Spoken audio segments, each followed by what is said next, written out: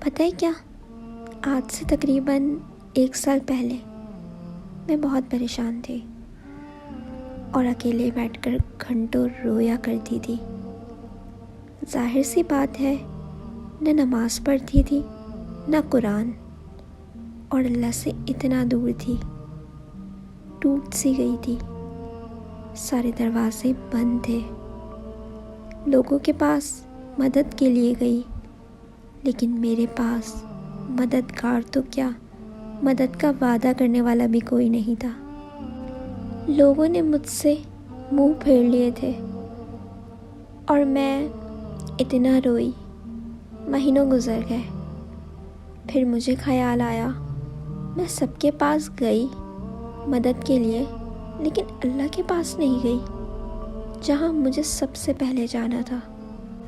تو ایک دن پتہ ہے کیا ہوا؟ ایک دن روتے ہوئے میں نے رینڈملی قرآن پاک کھولا تو اس میں میرے سامنے سورہ بقرہ کی آیت نمبر 45 آئی، اور اس میں لکھا تھا صبر اور نماز سے مدد لو۔ بس اتنا کرنا تھا، اور وہیں میرے آنکھوں سے آنسو جاری ہو گئے۔ ایسا لگ رہا تھا جیسے اللہ مجھ سے بات کر رہا ہو، اللہ میرے سوالوں کے جواب دے رہا ہو۔ اور اس ٹائم سے میں نے یہ عمل کرنا شروع کر دیا، اور میں نماز پڑھتی رہی، صبر کرتی رہی، اور اتنے مہینوں سے جو سکون میں ڈھونڈ رہی تھی نا، وہ مجھے نمازوں کے ذریعے ملنا شروع ہو گیا۔ پھر بس دل میں یہ خیال آتا تھا کہ جو میں نے مانگا ہے وہ مجھے مل کر رہے گا۔ اللہ پہ توکل اور زیادہ ہو گیا۔ پھر ایک وقت آیا، شیطان میرے دل میں یہ وسوسے ڈالنے لگا، اور اتنا اندھیرا سا محسوس ہونے لگا، لیکن مجھے یقین تھا اس اندھیرے سے ہی میرا رب مجھے نکالے گا۔ بے شک جس طرح ہر رات کے بعد اجالا ہوتا ہے، اور میں اس یقین سے چلتی رہی کہ جو یونس علیہ السلام کو مچھلی کے پیٹ سے نکالنے پر قادر ہے، اور جو موسیٰ علیہ السلام کو سمندر سے بھی راستہ نکالنے پر قادر ہے، تو وہ میرے لیے بھی راستے بنائے گا۔ بے شک وہ میرا بھی تو رب ہے۔ اور بعض اوقات میں زیادہ ڈپریشن محسوس کرتی تھی تو میں سورہ دوحہ سن لیتی تھی۔ بے شک سورہ دوحہ اللہ تعالی نے جب ہی نازل کی تھی جب ہمارے حضور ڈپریشن میں تھے۔ تو یہ سن کر یقین کریں، ایسا لگتا ہے کہ دل کو سکون مل گیا اور سارا ڈپریشن چلے گیا۔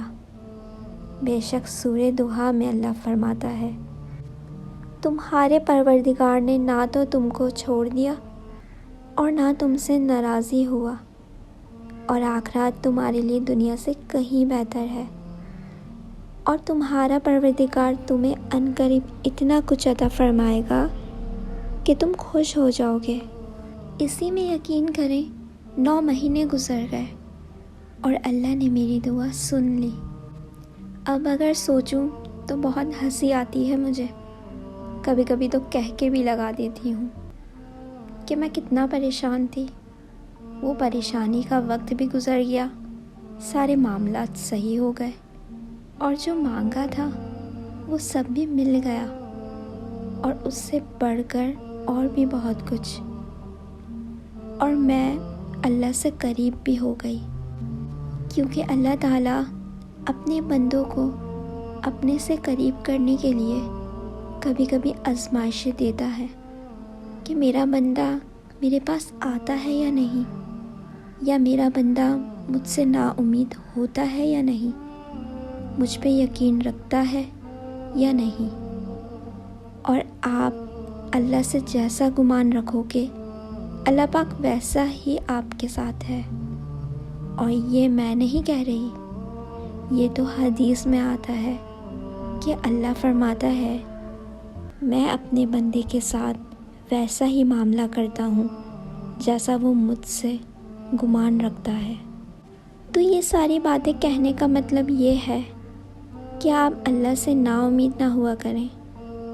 اللہ آپ سے بہت محبت کرتا ہے، کبھی بھی اللہ سے نا امید ہو کر نمازیں پڑھنا تو نہ چھوڑیں.